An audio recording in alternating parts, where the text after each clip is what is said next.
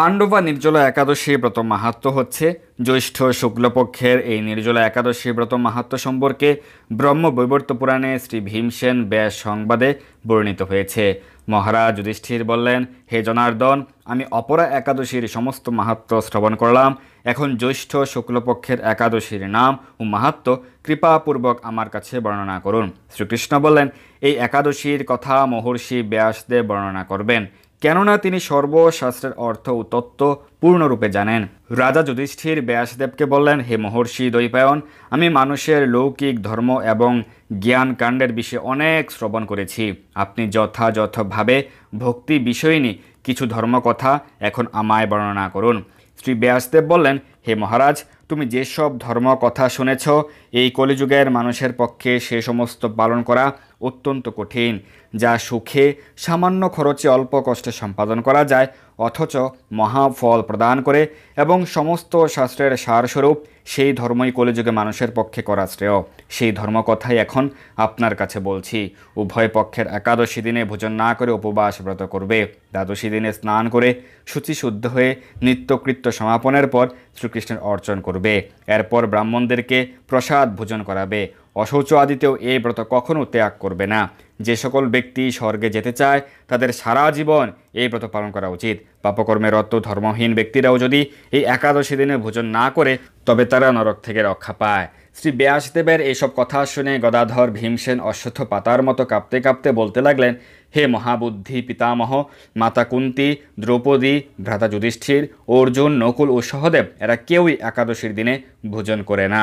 আমাকেও অন্ন গ্রহণ করতে নিষেধ করে, কিন্তু দুঃসহ ক্ষুধার জন্য আমি উপবাস করতে পারি না।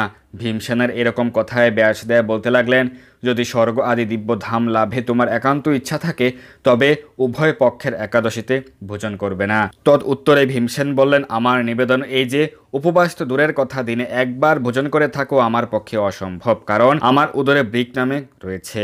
ভোজন না করলে কিছুতেই সে শান্ত হয় না। তাই প্রতিটি একাদশী পালনে আমি একেবারেই অপারগ। হে মহর্ষি, বছরে একটি মাত্র একাদশী পালন করে যাতে আমি দিব্য ধাম লাভ করতে পারি, এরকম কোনো একাদশীর কথা আমাকে নিশ্চয় করে বলুন। তখন ব্যাসদেব বললেন, জ্যৈষ্ঠ মাসের শুক্লপক্ষের একাদশী তিথিতে জলপান পর্যন্ত না করে সম্পূর্ণ উপবাস থাকবে, তবে আচমনে দোষ নেই। ওই দিন অন্ন আদি গ্রহণ করলে ব্রত হবে না। একাদশীর দিন সূর্যোদয় থেকে দ্বাদশীর দিন সূর্যাস্ত পর্যন্ত জলপান বর্জন করলে অনায়াসে 12টি একাদশীর ফল লাভ হয়। বছরের অন্যান্য একাদশী পালনে অজান্তে যদি কখনো ব্রত পালন না হয় তাহলে এই একটি মাত্র একাদশী পালনে সেই সব দোষ দূর হয়।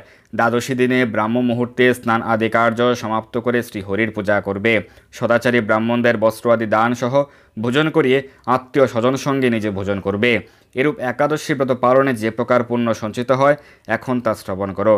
সারা বছরের সমস্ত একাদশীর ফলেই একটি মাত্র ব্রত উপবাসে লাভ করা যায়। শঙ্খচক্র গদা পদ্মধারী ভগবান শ্রীকৃষ্ণ আমাকে বলেছেন, বৈদিক ও লৌকিক সমস্ত ধর্ম পরিত্যাগ করে যারা একমাত্র আমার শরণাপন্ন হয়ে এই নির্জলা একাদশী ব্রত পালন করে তারা সর্বপাপমুক্ত হয়।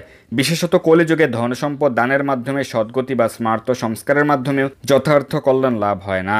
কলিযুগে দ্রব্য শুদ্ধি নেই, কলিতে শাস্ত্রোক্ত সংস্কার বিশুদ্ধ হয় না, তাই বৈদিক ধর্ম কখনো সুসম্পন্ন হতে পারে না। হে ভীমসেন, তোমাকে বহু কথা বলার আর কি প্রয়োজন? তুমি উভয় পক্ষের একাদশীতে ভোজন করবে না। যদি তাতে অসমর্থ হও তবে জ্যৈষ্ঠ মাসের শুক্লপক্ষের একাদশীতে অবশ্যই নির্জল উপবাস করবে। এই একাদশী ব্রত ধন ধান্য ও পুণ্যদায়িনী। যমদূতগণ এই ব্রত পালনকারীকে প্রয়াণের পর স্পর্শ করতে পারে না। পক্ষান্তরে বিষ্ণুদূতগণ তাঁকে বিষ্ণুলোকে নিয়ে যান। শ্রী ভীমসেন ওই দিন থেকে নির্জলা একাদশী পালন করতে থাকায় ওই একাদশী পাণ্ডবা নির্জলা বা ভীমসেনী একাদশী নামে প্রসিদ্ধ হয়েছে।